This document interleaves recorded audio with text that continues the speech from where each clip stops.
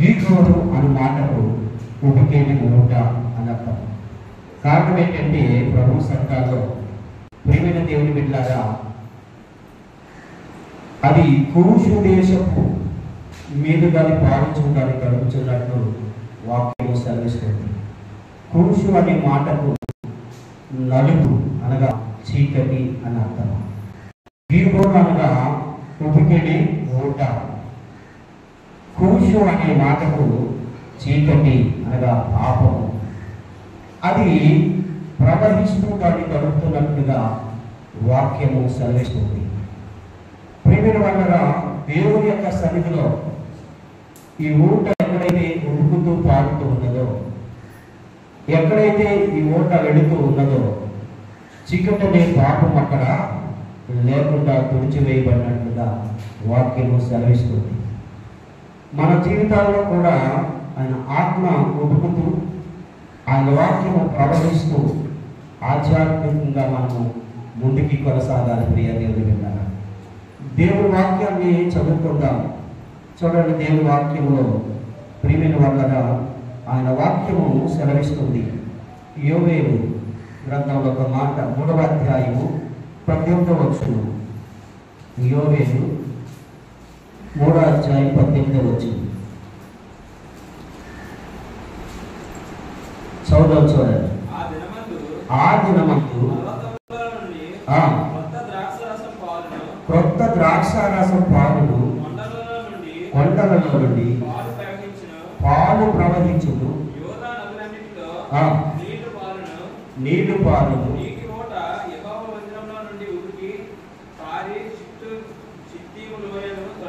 దేవునికి స్తోత్రం. హల్లెలూయా. కనిచెప్పు హల్లెలూయా. ప్రియమైన వాళ్ళగా ఆ దినమున ఏం పాడుతుందంట?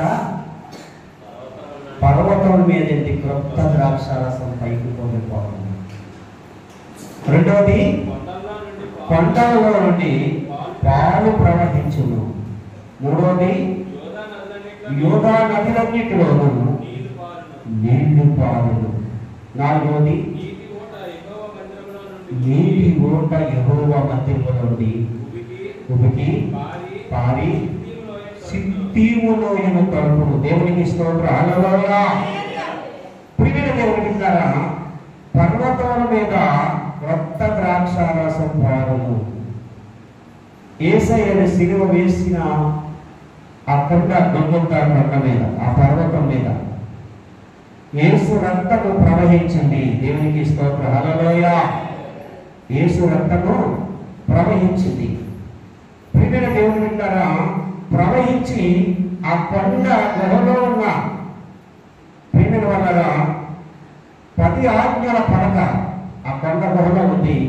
ఆ రక్తం అక్కడ ప్రవహించి ఏమైంది? ఆ 10 ఆజ్ఞల ఆ యొక్క మందసం మీద పడగానే అది పవిత్రమైంది, బలి అర్పించింది. ప్రియమైన దేవుని బిడ్డలారా, పర్వతముల మీద అనగా ద్రాక్షారసం, క్రొత్త ద్రాక్షారసం అనగా దేవుని రక్తము. దేవునికి స్తోత్రం. హల్లెలూయా. దేవుని రక్తం ప్రవహించి మందస్సాన్ని కలిపింది. మందస్సము గురించి ఇంతకుముందు మనం నేర్చుకున్నాం. మందస్సం అనగా మన హృదయము, మనం దేవుని యొక్క సన్నిధి. ప్రియమైన వాళ్ళగా మన హృదయాన్ని కలిపి మన పాపము నుండి పవిత్రులుగా చేసింది. దేవునికి స్తోత్రం. హల్లెలూయా. కారణం ఏంటంటే కూషు దేశం మీదుగా పారింది కదా. కూషు దేశం మీదుగా పారిన ఆ యొక్క క్రొత్త ద్రాక్షారసము, ఆ యొక్క నది ప్రవాహము, ఆ ఓట ఎక్కడికి వెళ్ళిందంటే ఆ మందస్సాన్ని కలిపింది. మన హృదయంలో ఉన్న ప్రతి పాపాన్ని కూడా ఆయన పవిత్రులుగా చేయటం కొరకై ఆయన ద్రాక్షారసాన్ని మనం తీసుకుంటున్నాం. క్రొత్త ద్రాక్షారసం మన హృదయంలో ప్రవహిస్తూ ఉన్నది, మనతోనే ఉన్నది. ప్రియమైన దేవుని బిడ్డలారా, మన పాపములు పవిత్రపరచడానికి పర్వతంలో నుంచి వచ్చిన ఆ యొక్క శిలువలో నుంచి కారిన ఆ యేసయ్య రక్తం మన తాకగానే మనలో ఉన్న ప్రతి పాపం అనే చీకటి తొలగిపోయింది. దేవునికి స్తోత్రం. హల్లెలూయా. పాపమనే చీకటి తొలగిపోయిన దేవుడు ప్రకాశించింది. ప్రియమైన వాళ్ళారా, కనుక ఆయన ప్రభు సంఘంలో కల్వరి శిలువలో మరణించినప్పుడు చీకటి అయిపోయింది, అగాధం అయిపోయింది. మరలా కొన్ని నిమిషాలకు మరి మరో వెలుగు ప్రకాశించింది. ప్రియమైన వాళ్ళ కారణం ఏంటంటే దేవుని యొక్క సన్నిధిలో మరి పర్వతము నుంచి కొత్త ద్రాక్షారసము ప్రవహిస్తుంది, కొండల్లో నుండి పాలు ప్రవహించి ఉన్నాయి. హల్లెలూయా! ఈ పాలు దేవుని వాక్యము. ఏంటంటే దేవుని వాక్యము. వాక్యమనే పాలను మీరు అపేక్షించుడి. రక్షణలో ఎరుగు నిమిత్తము వాక్యమనే పాలను మీరు అపేక్షించండి. పాలు ఎవరు పడతాం? పిల్లలకు పడతాం. ప్రియమైన దేవుని బిడ్డలారా, పిల్లలమైన మనము వాక్యమనే పాలను మనం అపేక్షించాలి. వాక్యమనే పాలను మన హృదయాల్లో ప్రవహించాలి, ఉడకాలి. ప్రియమైన వాళ్ళరా, దాని దేవాది దేవుడు అంటాడు కదా, వాక్యము యాకోబునకు తెలియజేసేను. దేవుడికి స్తోత్రం. హల్లెలూయా! నీ వాక్యమే నన్ను బ్రతికించింది, ఇదే నా బాధలో నెమ్మది నాకు కలుగు చేసిందని 119వ కీర్తన 50వ వచనం అంటారు కదా. కారణం ఏంటంటే వాక్యమే మనలో ప్రవహించి, పాడుగా ప్రవహించి ప్రిమిన వల్లగా మనలను పవిత్రపరుస్తున్నది, పవిత్రపరుస్తుంది. ఎందుకంటే అది కలంకమైనను ముడతైనను అట్టిది మనకి ఏది లేకుండా మన పవిత్రులుగా చేయటపడతాయి. తన ఎదుట అనగా సంఘాన్ని నిలబెట్టుకోవటపడతాయి. ప్రభు అయిన యేసుక్రీస్తు యొక్క వాక్యమే ఈ పాలు. ప్రియమైన దేవుని బిడ్డ, మన వాక్యాన్ని అది అపేక్ష కలిగి ఉండాలంటే, కోరిక కలిగి ఉండాలి. వాక్యాలు విని దాన్ని గ్రహించాలి. ప్రియమైన దేవుని బిడ్డ, యూదాలో ఏమైందంట? నది ప్రవహిస్తూ ఉన్నది. యూదా అనగా స్తుతి అని అర్థము. ఏంటండి స్తుతి? అనగా మనలో ప్రవహించేది స్తుతి. మనలో స్తుతి ప్రవహించాలి, స్తుతించాలి దేవుని ఎక్కువగా, దేవుని మహిమపరచాలి. ప్రియమైన దేవుని బిడ్డలారా, దేవుని యొక్క సంఘాల్లో నమ్మకంగా మనం నడవాలి. ప్రభు యొక్క సంఘాల్లో మా వాక్యము భూమికి మనలో ప్రవహిస్తున్నప్పుడు ప్రియమైన వాళ్ళగా దేవుని స్తుతించాలి. చూసారా? దేవుని స్తుతించుడి, ఎల్లప్పుడూ దేవుని స్తుతించుడి, దేవుని స్తుతించుడి, ఎల్లప్పుడూ దేవుని స్తుతించుడి. హల్లెలూయా! ఒక ఆయన పాట పాడుతున్నాడు, దేవుని స్తుతించుడి, అప్పుడప్పుడు దేవుని స్తుతించుడి. ఎప్పుడంట? కష్టం వచ్చినప్పుడు, బాధ వచ్చినప్పుడు. కానీ వాక్యం ఏమైంది? ఎల్లప్పుడూ దేవుని స్తుతించండి. కష్టం వచ్చినా, శ్రమ వచ్చినా, బాధ వచ్చినా, ఎప్పుడన్నా ఎక్కడన్నా దావీదు అంటాడు కదా, దినములకు 7 మార్లు నేను స్తుతిస్తున్నాను ప్రభువా. అంటే సంపూర్ణంగా దేవుని స్తుతించాలి. మందిరములో నుండి నది ప్రవహించి సిద్ధూములో కలిపేనగా, సిద్ధూమనగా ప్రియమైన వాళ్ళగా మనమే. మన హృదయాలు మందిరము నుండి వాక్యము ప్రవహించి మన హృదయాలను తడిపింది, మన జీవితాలను తడిపింది. ప్రియమైన దేవుని బిడ్డ, ఎందుకంటే మరి యేసుకేలు అంటాడు కదా, శీలమండలముల వరకు, మోకాళ్ళ వరకు, మరి నడుము వరకు, ప్రియమైన వాళ్ళగా చెప్పగా భుజాల వరకు, ఇంకా పై తల వరకు కూడా దేవుని సన్నిధిని మనకు తడుపుతూ ఆత్మతో నింపబడాలి. హల్లెలూయా! ఆత్మతో నింపబడాలి. మోకాళ్ళను కావాలి, చిరమంగ వరకు బలం పొందుకోవాలి. ప్రియమైన వల్ల మనస్సు అనే నడుమును కట్టుకొని ప్రభుత్వానికి ఇష్టమైన జీవితాన్ని మనం జీవించాలి. ఆయన వాక్యము ప్రవహిస్తున్నప్పుడు మనలో ప్రియమైన వల్ల మనం తడుపుతున్నప్పుడు ప్రభు యొక్క సన్నిధానంలో మనం నమ్మకంగా ఉండాలి. ప్రియమైన దేవుడు, మనలో వాక్యము ప్రవహిస్తున్నప్పుడు దేవుని ఆత్మతో అనగా తల వరకు కూడా మనం సంపూర్ణమైన ఆత్మతో నింపబడి ఉండాలి. చూసారా? ఎందుకంటే దేవుని ఆత్మ జీవజాలములు మనం అంటాం ప్రార్థన, జీవనదిని నా హృదయములో ప్రవహింపజేయుమయా, జీవనదిని నా హృదయములో ప్రవహింపజేయుమయా. జీవనది ప్రవహించగానే ఉందంట, శరీర క్రియలన్నీ తొలగిపోతాయి. ఆత్మీయతలో ఎదుగుతాం, ఆత్మీయతలో పెరుగుతాం, శరీర సంబంధమైన క్రియలు తొలగిపోయి ఆత్మీయంగా మనం జీవించగలం. దేవుని బిడ్డ, ఆత్మీయతలో మనం ఎదగలము. ప్రభు గొప్ప కార్యాలు చేయగలడు కనుక నది ఎక్కడ ప్రవహించిందో మనము ఆత్మీయతలో ఆ ఆత్మతో నింపబడిన వారిగా మనం ముందుకు కొనసాగుతాం. ఇంకొక మాట చదువుకుందాం ప్రియమైన దేవుని బిడ్డలారా. ఇర్మియా గ్రంథము 6వ అధ్యాయము 7వ వచనం చదువుదాం. ఇర్మియా గ్రంథము 6వ అధ్యాయము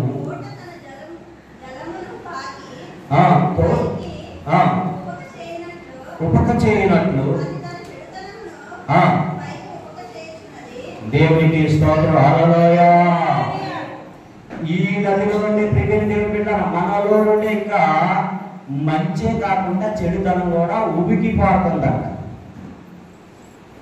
ఒక లోటలో నుండి, ఒక చరమలో నుండి చేదైంది పారునా, ఒక చరమలో నుండి ఒక మంచి జలము పారునా అని మాట్లాడుతున్నాను. నిజమే, ఈ జలం మనలో నుండి ప్రవహిస్తూ ఉంది.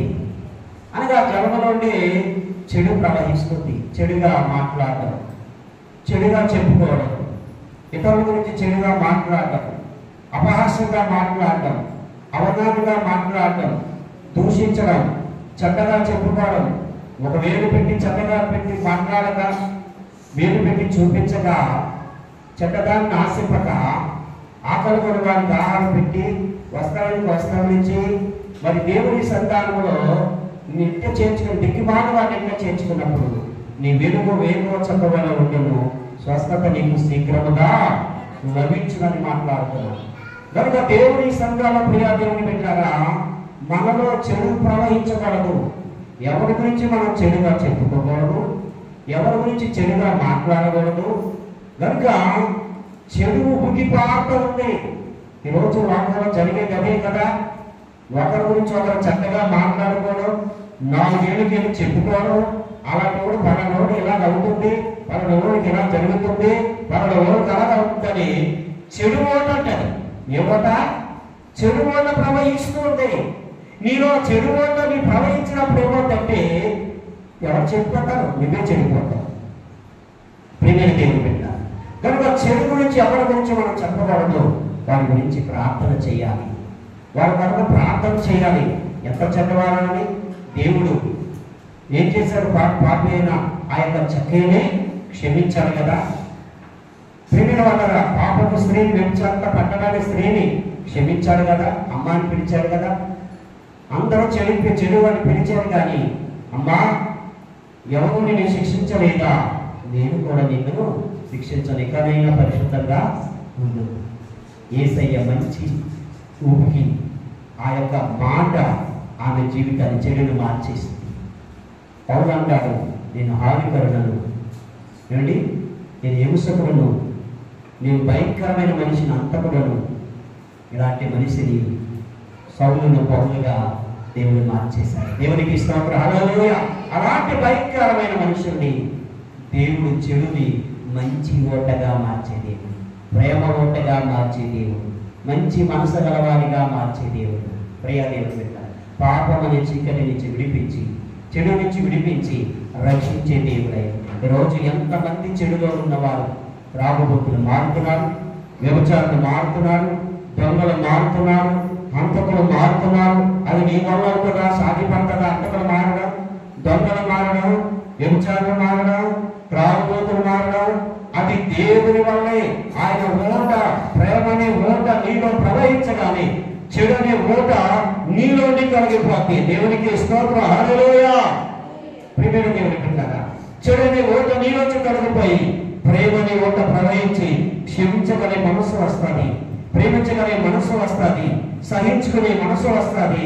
ప్రియమైన దేవుని బిడ్డలారా, కనుక దేవుని యొక్క విశ్వాసంతో నమ్మకంతో మనం ఎప్పుడైతే ఉన్నామో ప్రభు అయిన యేసుక్రీస్తు మన జీవితాన్ని దీవెనకరమైన ఓటగా చేయగలడైన. హల్లెలూయా. నీ ఓట దీవింపబడతాదని సామెతలు 5వ అధ్యాయంలో 18వ వచనం అంటారు చూడండి. సామెతలు 5వ అధ్యాయము 18వ వచనంలో మాట చెప్తాడు. ఏమంటాడంటే చూడండి చదువుగా, నీ ఓట దీవెననందుకు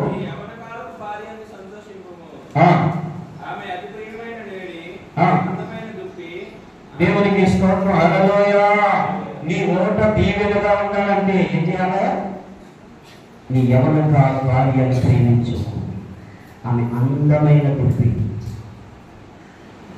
అలా ఆవిడ కాకుండా, భార్య కాకుండా ఉన్నవాడు ఎవరైనా అందంగా కనపడతాను. లిప్టిక్లు కొట్టుకున్న వాళ్ళు, మేకప్ వేసేవాడు, ఎవరెవరో ఈ పేసలు చేసేవాళ్ళు అందరూ నీకు అందంగా కనపడతారు. ప్రియా దేవుని బిడ్డలారా, ఆ పైన 15 వచనం చదివితే, నీ సొంత కొండలో నీళ్లు పానము చేయము, నీ సొంత బావిలో ఉడికి జలము త్రాగము, నీ ఓటలు బయటికి చెదిరిపోవునా, నీటి కాలువలుగా పారునా.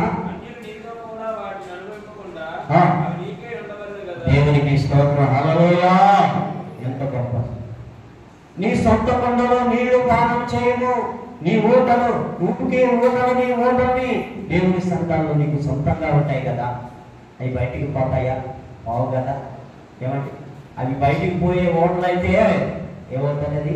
ఏమంటారు? విచారం. డబ్బు కట్టుబడిపోయేవాళ్ళు, లోకానికి పాపంలో లోకంలో జీవించేవాళ్ళు, ఆ ఓటలు అన్యుడానికి లోకం అనుభవిస్తుంది, ఎవరెవరో అనుభవిస్తారు. కానీ నీ సొంత భార్య ఓటలు ఉబికి అందమైన తుప్పి, అందమైన లేడీ. ప్రియమైన దేవుని బిడ్డలారా, ఎందుకంటే ఈ లోకంలో ఎన్ని చూసినా నీ భార్య నీకు హీరోయిన్గా కనపడాలి. దేవునికి స్తోత్రం, హల్లెలూయా. నీ భర్త నీకు హీరోగా కనపడాలి. ఎవరో నీ హీరోగా ఊహించుకోవద్దు. ఆ ఓట్లు ప్రవహించొద్దు నీలో. అలా ప్రవహించేయా నీ జీవితం పతనం అయిపోతుంది. ప్రియ దేవుడు, నీ భర్త నీకు హీరో, నీ భార్య నీకు హీరోయిన్. అలా నీ జీవితంలో నీ సొంత కొండలో నీకు పానం చేయాలి. నీ భార్యని సంతోషపరిచే వారిగా ఉండాలి. అవి నీకు దీవెనకరంగా ఉంటాయి. దేవునికి స్తోత్రం, హల్లెలూయా. ఎవరెవరో లింగి పుట్టికని అందంగా కనపడి ఆ ఓట్లుగానే వెళ్ళావా, ఆ ఓట్లలో వేరొక ఓట ఊరుతుంది. నీ జీవితాన్ని పతనం చేస్తుంది. పాపమని పతనంలో తీసుకెళ్తాది. ఎయిడ్స్ వ్యాధులను తీసుకెళ్ళి ఈరోజు పాపమని బంధకాలను తీసుకెళ్ళి మరణానికి అప్పగిస్తారు. అందుకే అంటున్నాడు, నీ కొండ సొంత కుండలో ఉన్న నీళ్లు నువ్వు పానం చేయి, నీ ఓటను ఉబికే ఓటను త్రాగు. ప్రియమైన దేవుని బిడ్డలారా, కనుక నీ భార్యని సంతోషపెట్టు. ఈ లోకంలో చాలా మంది భార్య కాకుండా ఏదో దిక్కు ఎక్కడికెక్కడికో పరిగెత్తి ఏదో సంతోషం పొందుకుంటా అనుకున్నారు, కానీ చివరికి మరణమే ఏర్పడతారు. ఎందుకంటే ఏడ్చిలో వచ్చే బాధ మరణము. ప్రియమైన దేవుని బిడ్డలారా, నీ భర్తను ఊహించుకొని, నీ ఓటాన్ని, నీ భార్యను ఊహించుకొని, నీ సొంత కుటుంబంలో నీవు నీళ్లు పానం చేయాలి. నీవు ఆమెతోనే ఉండాలి, చక్కగా సంతోషించాలి, ఆనందించాలి, ప్రభు సంఘంలో నమ్మకంగా నడవాలి. ప్రియమైన దేవుని బిడ్డలారా, కనుక వేరొక భార్య వేరొక పరిస్థితుల్లో నువ్వు వెళ్ళావంటే అవి దేవుడు ఇచ్చేస్తాడు. ఎందుకంటే తన భర్తను కాకుండా ఒక సంఘటన జరిగింది. ఒక యవనస్తుడు, ఆమె ఇద్దరు పిల్లలు ఉన్నారు. ఇద్దరు పిల్లలు ఉన్నా సరే ఆమెను ప్రేమించాడు. ఎటువంటి ప్రేమ అంటే కామ సంబంధమైన ప్రేమ. ఆమెతో ఉన్నాడు. ఆమె వల్ల ఇంకో దిక్కు ఇంకొకరితో ప్రార్థన చేస్తుంది. అది చూశాడు ప్రియ దేవుని బిడ్డలారా. అది చూసి ఏం చేశాడంటే, నాతో కాకుండా ఇంకొకరితో వేస్తాడని చెప్పి ఆమెను చంపేశాడు. ఆమెను చంపేగానే ఏమైందంటే అతను తీసుకెళ్ళి జైల్లో పెట్టేశాడు. ఆమె చనిపోయింది. ప్రియమైన వాళ్ళగా ఆయన్ని, ఆ యవనస్తుడిని జైల్లో ఉన్నాడు. ఎంత భయంకరం చూడండి. బయట ఓటలు ఎంత ప్రమాదకరమైనవో, ఎంత భయంకరమైనవో. కనుక చాలా జాగ్రత్తగా ఉండాలి. ప్రభు సంఘాల్లో దేవుడిని సొంత కార్యం, సొంత ఓట్లు, సొంత కొండ నీళ్ళలో నీ పానం చేయి. ప్రభునికి దీవెనకరంగా మారుస్తాడు. దేవునికి స్తోత్రం, హల్లెలూయా. ఆశీర్వాదకరంగా మారుస్తాడు ప్రియ దేవుని బిడ్డ. ఇంకొక మాట చదువుకుంటాం దేవుని యొక్క వాక్యంలో. యెషయా గ్రంథము 48వ అధ్యాయము 19వ వచనం. యెషయా గ్రంథము 48వ అధ్యాయము 19వ వచనం. నీ సంతానము ఇసుకవని విస్తరమగును. 41:19. చెట్లు లేని మెట్టల మీద నేను నదులను ప్రవహింపజేసేదను. లోయల మధ్యను ఊటలను ఉక్కింపజేసేదను. అరణ్యమును నీటి మడుగుగాను, ఎండిన నేలను నీటి బుగ్గలుగాను చేయదు. దేవునికి స్తోత్రం, హల్లెలూయా. దేవుడు చెప్తున్నాడు, ప్రియమైన వల్ల చెట్లు లేని పర్వతం మీద నుంచి నీళ్ళు ప్రవహిస్తాయంట. చెట్లు లేని పర్వతాల నుంచి అనగా కొండల నుంచి నీళ్ళు ప్రవహిస్తాయి. మన దారికొండ నుంచి నీళ్ళు ఎలా ప్రవహిస్తుందో ఏమంటే కొత్తపేటలో ఆ కొండల నుంచి ఆ నీళ్ళు ప్రవహించుకుంటూ వస్తాయి. అట్లా కొండల్లో చెట్లు లేవు, అయినా ప్రవహిస్తూ వస్తాయి. రెండవ అంటున్నాడు, ప్రియమైన దేవుని బిడ్డలారా చదవండి, లోయల మధ్యను ఊటలను ఉడికింపజేసే దేవుడు, అరణ్యములో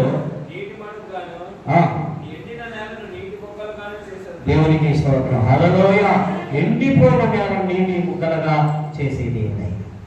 ఎందుకంటే ప్రియమైన వాళ్ళగా పర్వతముల మీద ఆయన నీరును ప్రవహింపజేసే దేవుడు. రెండోది అని అంటున్నాడు, చదవండి, లోయలు అంట. లోయలు అనగా శ్రమల మధ్య దేవుడు, ప్రియమైన దేవుని బిడ్డలారా, మన జీవితాన్ని లోయల మధ్య ఏంటి నీటిని ఉపయోగింపజేస్తున్నాడు ఆయన. ప్రభు సంఘాల్లో ప్రియమైన వాళ్ళగా శ్రమల్లో నుంచి మనం విడిపిస్తున్నాడు, తోడై ఉంటున్నాడు.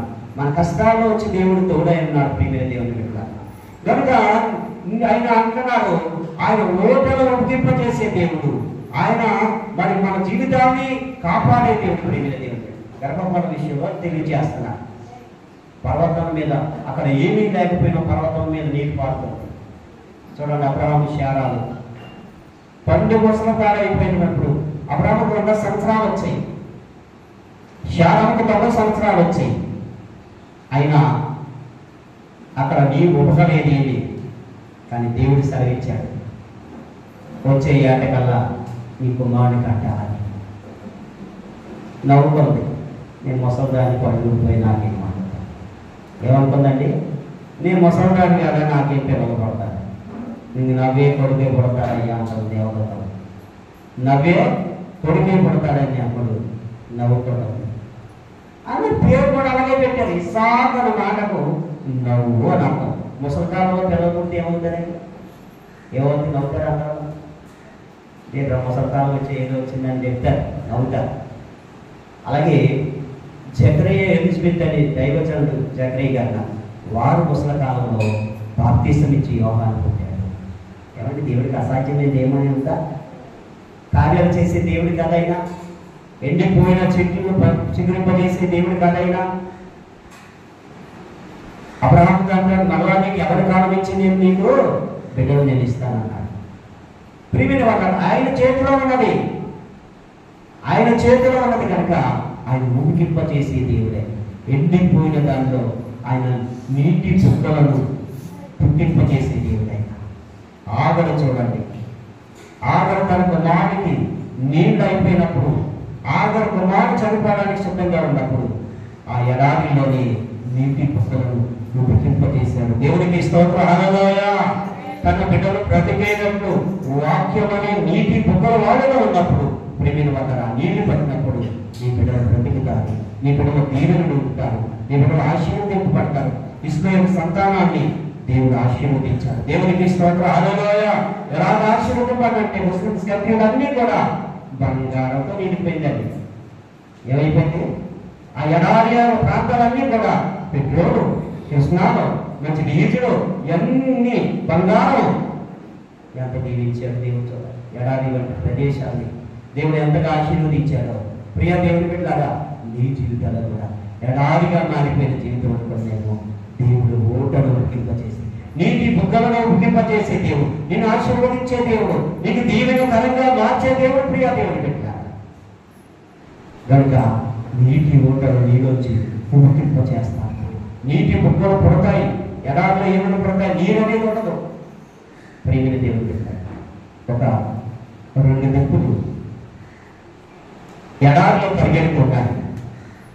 పరిగెట్టి ఈ యొక్క ఇసుక దీపం నీడలో చూసి నీరు అనుకొని ప్రియమైన వాళ్ళు అక్కడ పరిగెడితే అక్కడ లేని ఇంకా దీపం దగ్గరికి నీరు అనుకుని నీళ్ళు అనుకుని చివరికి ఒక దిక్కుని చిన్న ఇసుక గుంతలో కొంచెం నీరు ఉంది. కొంచెం నీరు ఉండేసరికి నీరు ఆదిప్పి మగదిప్పి ఆ నీటి కాడికి నోరు పెట్టి పాపం మగదిప్పి అనుకుంటుంది, ఈ ఇద్దరికి చాలా ఆడుపు తాగితే సరిపోతాయి, మా భార్య తాగితే సరిపోతుంది మగదుప్పు అనుకో. ఆడుపేవాడు కూడా కంటే మా ఆయన తాగితే సరిపోతుంది నేనేందుకు తాగమని 2 మూతలు పెట్టి తాగడం మానేసి. ఏం చేసేయండి? 2 మూతలు పెట్టి తాగడం మానేసి. ఏమేమి ఎందుకు తాగంటే ఇది ఇద్దరికి చాలా కదండి, మీకు సరిపోతాయి నేను తాగను, నీకు సరిపోతాయి నేను తాగను. చూడండి అందరి ప్రేమలు అలా ఉన్నాయి. దేవునికి స్తోత్రం, హల్లెలూయా.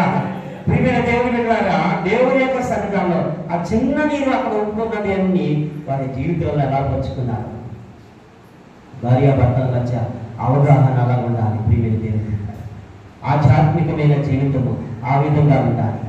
ప్రభు యొక్క కృప ఆ విధంగా ఉండాలి. ప్రియమైన దేవుని బిడ్డలారా, కొంతమంది అలా కాదు, వండేటంటే ఉడికిందా లేదని కొంచెం చూస్తారు, బాగుందా లేదని కొంచెం చూస్తారు, ఉప్పు ఉందా లేదని కొంచెం చూస్తారు. చివరికి అలా ఆయన వచ్చేది దుమ్ములు పులిసే మిగులుతాయి. దేవునికి స్తోత్రం, హల్లెలూయా. ఏం మిగులుతాయండి? దుమ్ములు పులిసే మిగులుతాయి. ఏదైనా చికెన్ ఎంత తెచ్చారు ఏమైపోయిందంటే ఏమైపోయిందండి తినేసారండి, ఆడేసారు, ఏమైపోయింది తినేసారండి. ప్రియమైన దేవుని బిడ్డలారా, ఆ విధంగా ఉన్న మన ప్రభు సంఘాల్లో ఆయన కృపను బట్టి కొంతమంది స్త్రీలు భార్యలు అయితే వాళ్ళందరూ పిల్లలు తిని కుటుంబం అంతా తింటారు. దాంట్లో ఏమైనా మిగిలితే ఊర్చుకొని తినేవాడు.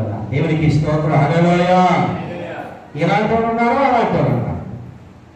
కనుక దేవుని యొక్క దేవుడు మనకు కావాలంటే, ప్రభు సంఘాలు మనం ఉండాలంటే ఆయన కృపలో మనం ముందుకు కొనసాగాలి.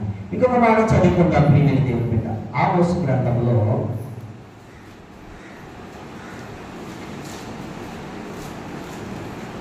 యెషయా గ్రంథం ఒక మాట చదువుతాం. యెషయా గ్రంథము 58వ అధ్యాయం 11వ వచనం. యెషయా గ్రంథము 58వ అధ్యాయము. యెహోవా నిత్యము నిన్ను నడిపించును, క్షామకాలమున ఆయన నిన్ను తృప్తిపరిచి నీవు నీరు కట్టు తోటవలెను ఎప్పుడు ఉడుకుచుండు. దేవునికి స్తోత్రం, హల్లెలూయా. ఎంత గొప్ప దేవుడు. క్షామకాలం అంటే కరువు కాలము, బలహీన వచ్చే కాలము. కరువు కాలములో దేవుడు నిన్ను సమృద్ధిగా తృప్తిపరిచేది. ఎవరు? కరుణ కాలంలో మన దేవుడు ఏం చేశారు? మనం పోషించలేదా? తృప్తిపరచలేదా? ప్రియమైన దేవుని బిడ్డలారా, విడిచిపెట్టారా? కరువు రానివాడు, కరువు రాని యొక్క ధాన్యానికి ఆజ్ఞేస్తాడంట ఆయన. సారిపోత వివరాలు చూడండి. ఆ దేశమంతా 3.5 సంవత్సరాలు కరువు రాగానే ఏలియాతో దేవుడు అంటున్నాడు, సారిపోత వివరాలు ఇంటికి వెళ్ళు, నీకు కరువు ఉండదు. ఆమె దగ్గరికి వెళ్ళి మాట్లాడన్నా. ఏలియా వెళ్ళి ఆ సారిపోత వివరాలు పొలం ఏరుకుంటుంటే, అమ్మా నాకు కొంచెం మంచినీళ్ళు ఇస్తావా అని అడిగాడు. అడిగినప్పుడు ఆమె మంచినీళ్ళు ఇచ్చింది. మంచినీళ్ళు ఇచ్చి ఆ పొలం ఏరుకొని తెచ్చి ఆ పొలం మీద కొంచెం రొట్టె కాల్చుకొని తను తన కుమారు తిని ఇంకా ఎందుకు బతుకు చాలేందాక అయిపోయింది కదా పరిస్థితి అనుకున్నాను. అనుకున్నప్పుడు ప్రియమైన వాళ్ళ మళ్ళా ఏరియా గారు అడుగుతాడు, అమ్మ ఒక రొట్టె నాకు ఇస్తావా రొట్టె అని అడుగుతాను. అయ్యా బుడ్డిలో కొంచెమే నూనె ఉంది, తొట్టెలో కొంచెం పిండి ఉంది, ఒక రొట్టె ఒకటి చేసుకొని చెంపు ముక్క తింటాం మా అబ్బాయి నేను, ఈ కరువుకి చాలించేద్దాం, మా బ్రతుకు చాలిద్దాం అనుకున్నాం అన్నప్పుడు ఏలియా అంటాడు, అమ్మ భయపడకు, మొదటి అపూర్వం తెచ్చి నీకు కరువు రాదు అన్నప్పుడు ఆ సారిపతిని దూరాలు మొదటి రొట్టె కాల్చి తెచ్చి ఆ దైవజనుడికి ఎప్పుడైతే ఇచ్చిందో ఆ పుట్టిలో పిండి పెరుగుతూ ఉంది, గుడ్డలో నూనె పెరుగుతూ ఉంది. దైవజనుడికి కరువు లేదు అక్కడ. ప్రియమైన దేవుని బిడ్డలారా, సారిపతి విగ్రహాలు కూడా ఆ దేశం అంతా కరువు వచ్చింది. కానీ దేవుడు కరువు రాకుండా తృప్తిపరిచే వాళ్ళని ఈరోజు నీ జీవితంలో కూడా అంటే దేవుని కొరకు సిద్ధపడి చేయగలిగితే నీకు ఏ కరువు రానివాడైనా నూతులో నీళ్లు తోడుకునేవాడు వరకు నీరు ఉబ్బుతూనే ఉంటారు, నీరు ఓట్లు ఉబ్బుతూనే ఉంటాయి. ప్రియ దేవుడు అలాగే దేవుని సంఘంలో మనం చేయగలిగితే నీకు కరువు అనేది రానివ్వడం దేవుడు. నీకు తృప్తిపరిచే దేవుడు ఆయన. నీ తోట ఉడుకు ఓటవనే చేస్తాడు ఆయన. ప్రేమని దేవుడు పెట్టారు. నీ జీవితాన్ని ఆశీర్వాదకరంగా చేస్తాడు, దీవెనకరంగా చేస్తాడు. ప్రభువులో మనల్ని బలపరిచి నడిపిస్తాడు. ప్రియ దేవుడు పెట్టారు. ఇంకొక మాట చదువుకుందాం దేవుని వాక్యంలో. ప్రియమైన వాళ్ళ చూడండి, యెహెజ్కేలు గ్రంథము 41వ అధ్యాయం 25వ వచనం. యెహెజ్కేలు గ్రంథము 41వ అధ్యాయం. మరియు గోడల మీద ఉన్నట్లుగా మందిరపు వాకిళ్ల మీదను, గోడల మీద ఉన్నట్లుగా మందిరపు వాకిళ్ల మీదను కెరూబులను ఖర్జూరపు చెట్లను చెక్కబడి ఉండెను. ఏంటండి? కెరూబులను ఖర్జూరపు చెట్లను చెక్కబడి ఉండేను. బయటి మంటపమునకు విచిత్రంగా చేసిన ఉప్పుకు ఉప్పుకి వాటి మీద కనబడిన. దేవునికి స్తోత్రం. హల్లెలూయా. మందిరం మీద ఏమున్నాయంట చూడండి. కొన్ని చర్చిలు మీద ఆర్సన్ చర్చిల దగ్గరికి వెళ్ళి చూడండి, దేవదూతల బొమ్మలు ఉంటాయి. ఏముంటాయండి? కెరూబుల బొమ్మలు, దేవదూతల బొమ్మలు ఉంటాయి. ఖర్జూరపు మండలంతో పట్టుకున్న బొమ్మలు ఉంటాయి. ప్రియమైన వాటి ఇహలోక సంబంధమైన మందిరం మీద వెళ్ళమంట. కానీ మన మందిరం మీద, మన హృదయం అనే మందిరం మీద, మన హృదయం అనే మందిరం మీద ఏముండాలంట? కెరూబులు, షెరీబులు. యెషయా గ్రంథం 9వ అధ్యాయంలో ఏమంటాడు? కెరూబులు, షెరీబులు పరిశుద్ధుడు, పరిశుద్ధుడు, పరిశుద్ధుడు అని దేవుని స్తుతిస్తున్నాయంట. ఖర్జూరపు మంటలతో యేసయ్యని గాడిద మీద ఎక్కించి హోషన్నా జయమనుచు దేవుని స్తుతించారు. ప్రియ దేవుని బిడ్డలారా, హల్లెలూయా. ఈ రెండు నీలో చక్కబడి ఉండాలి, నీలో ఒకటాలి. ఏమంటారండి? షెరీబులు, కెరూబులు నీ హృదయంలో చక్కబడి ఉండాలంటే దేవుణ్ణి పొగడాలి, దేవుని స్తుతించాలి, మనుషులు పొగడేవారుగా ఉండకూడదు. చూసారు? ఎలా పాడపడి దేవుణ్ణి స్తుతించుడి ఎల్లప్పుడూ, దేవుణ్ణి స్తుతి. ఇట్లా ఎక్కువ కూడా యెహోవాను స్తుతించు. నా ప్రాణమే యెహోవాను స్తుతించుము, నా తన సమస్తమైన పరిశుద్ధతను సన్నిధించుము. నా ప్రాణమే యెహోవాను సన్నిధించు. ఆయన స్తుతించు, ఆయన మహిమపరచు. ఆయన చేసిన ప్రకారంలో దేవుని మరవద్దు. ఎందుకు స్తుతించాలంటే దేవుడు అనేకమైన ఉపకారాలు మనకు చేశాడు, అనేకమైన మేలులు మనకు చేశాడు. కెరూబులు, కెరూబులు పరిశుద్ధుడు, పరిశుద్ధులని వేవేల తోటలతో, గొడ్రాళ్ళని, భక్తులతో పరిశుద్ధులని స్తుతింపబడుతున్న గొప్ప దేవుడు మన యేసయ్య. ఆ రోజు లాజరుని సమాధి రోజు బ్రతికింపజేసినందుకు వారందరూ కూడా ఖర్జూరపు మంటలు పట్టుకొని యేసయ్యని గాడి మీద ఎక్కించి, గాడి మీద గుడ్డలు పరిచి, ప్రేమిల వల్ల కిందను కూడా క్లాతులు అనగా గుడ్డలు పరిచి ఆ గాడిద గాడి మీద వెళ్ళినట్లు దేవుని హోషన్నా జయమనుచు దేవుని స్తుతించారు. హల్లెలూయా. ఏం చేశారండి? జయము జయము హోషన్నా మాటకు దేవుడు స్తుతింపబడును గాక, జయము జయము కలుగును గాక అని. నీకు జయం కలగాలంటే దేవుని స్తుతించాలి.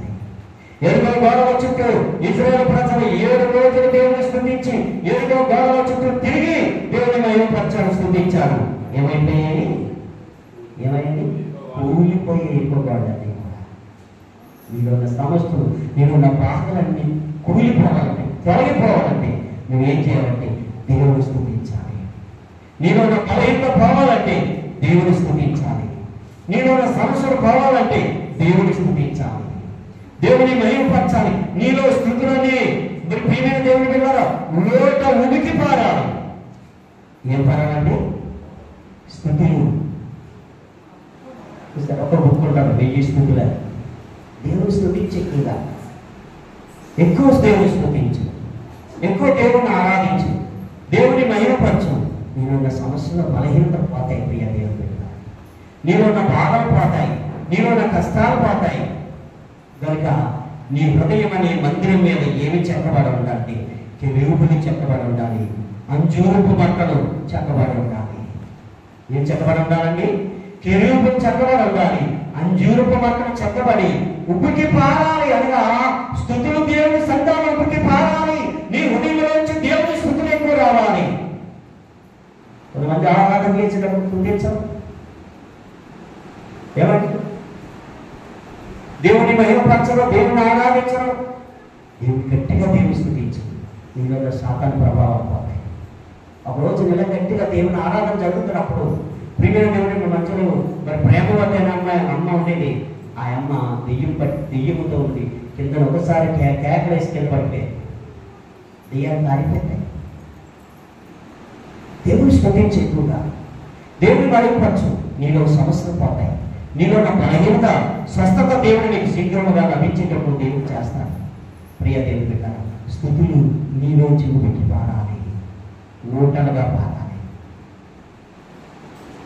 చూసారు, ఎర్ర సముద్రం 2 పాయలుగా చేసి 6 నేల మీద ఇశ్రాయేలు ప్రజలు నడిపించినప్పుడు ఆ ప్రజలు ఏం చేశారని తెలిసారు, దేవుని స్తుతించారు. మిరియాము, అహరోను, ఇశ్రాయేలు ప్రజలందరూ కూడా దేవుని స్తుతించారు. హల్లెలూయా! నీ సమస్య 2 పాయలుగా చేసి దేవుడు 6 నేల మీద దేవుడు నీ జీవితాన్ని సమన్వయంగా నడిపించే దేవుడైనా, నీ సమస్యను చిరిపించే దేవుడు. కష్టం వచ్చినా శ్రమ వచ్చినా దేవుని స్తుతించడం మానకూడదు. దేవుని మహిమపరచాలి, దేవుని ఆరాధించాలి. దేవుని స్తుతించినప్పుడు నీకున్న కష్టాలు, నీకున్న శ్రమలన్నిటి నుంచి కూడా యేసయ్య నేను విడుదల చేసి రక్షించే దేవుడైనా.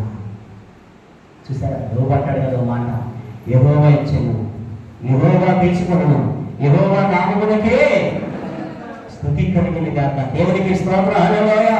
ఎవరైనా అడగలగా కష్టం వచ్చింది, శ్రమ వచ్చింది, అన్ని పోయినా సరే దేవుని స్తుతించాలి. ఇచ్చారైనా ఆయన తీసుకున్నాడు, మళ్ళా నాకు ఇస్తాడైనా అదే విశ్వాసంతో మనం దేవుని స్తుతించాలి, దేవుని మహిమపరచాలి. ప్రియ దేవుని, దేవుని ఆరాధించాలి. అలాగా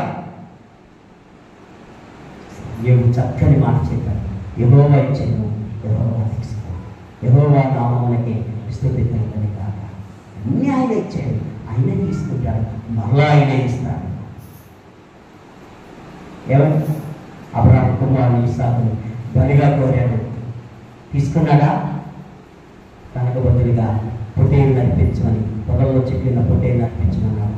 అబ్రాహాము విశ్వాసాన్ని చూసి, నిజమే, నీ విశ్వాసాన్ని దేవుడు చూస్తాడు. ప్రియ దేవుడి బిడ్డలారా, ఏ శ్రమలో ఏ కష్టంలో ఎలా ఉన్నావు నేను పరీక్షిస్తాడు దేవుడు. అప్పుడు దేవుని స్తుతించాలి, దేవునికి మహిమ కలుగును గాక. హల్లెలూయా!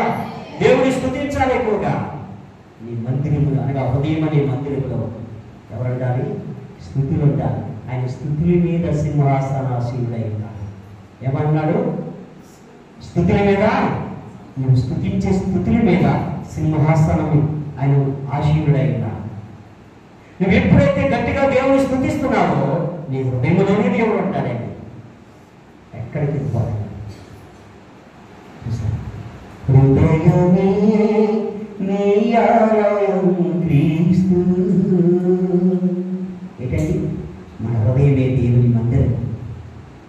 నీ మందిరమై నేను ఉండగా నా యందుండి నడిపించవా. నీ మందిరమే నేనున్నానయ్యా, నేను నిన్ను స్తుతిస్తున్నాను, నిన్ను ఆరాధిస్తున్నాను, నిన్ను ప్రార్థిస్తున్నాను. నా హృదయంలో నేను చెప్పుకున్నాను, నా హృదయం అనే కోవెలలో నేను ఉండాలి. ప్రభువా, ఎవరు ఉండాలండి? యేసయ్య ఉండాలి. ఎలా ఉండగలండి? స్తుతుల ద్వారా ఆయన మన హృదయంలో కోవెలై అంటే సింహాసనాసీనుడై ఉంటాడు. ప్రార్థించడం ద్వారా మన హృదయంలో ఆయన ఉంటాడు. కనుక ఆయన మన మందిరంలో చెక్కబడిన కిరీటంగా ఉండాలి. ప్రేమిల వలన చెక్కబడిన అంజూరపు మట్టిలా ఉండాలి. మనం బ్రతికింపబడి మన జీవితాన్ని ప్రేమిల దేవుడు బిడ్డలారా ఆయన స్తుతించి ఆయన ఆరాధించేవాడుగా అన్నమాట. అప్పుడు మన సమస్యలు అన్నీ పోతాయి. ప్రేమిల కష్టం వచ్చిన శ్రమ వచ్చిన దేవుని స్తుతించడం మానకూడదు, దేవుని ఆరాధించడం మానకూడదు. దేవుని సంతానం దేవుడు అంటున్నాడు, మీలో ఎవరికైనా శ్రమ కలిగినా వారు ప్రార్థన చెయ్యాలి. మీలో ఎవరికైనా సంతోషం కలిగినా వారు పాటలు పాడి దేవుని స్తుతించాలి. కనుక దేవుని స్తుతించి దేవుని మహిమపరచాలి, ఆయన ఆరాధించాలి. ప్రియమైన దేవుని మన ఓటరు ఓటరు స్తుతుల మీద ఆశీనుడైన యేసయ్యని స్తుతించాలి, మహిమపరిచి ఆయన కృప చూపి మనం ఆశీర్వదిస్తాడు. ప్రార్థన చేసుకుందాం. అందరూ కళ్ళు మూసుకున్నట్లయితే ప్రార్థన చేద్దాం. ప్రియ దేవుని బిడ్డలారా, ప్రభువు మీరు మాతో మాట్లాడిన మమ్మల్ని బలపరచారు. నాయని యొక్క సంతానము ఈగోను కూర్చు అని పాపమని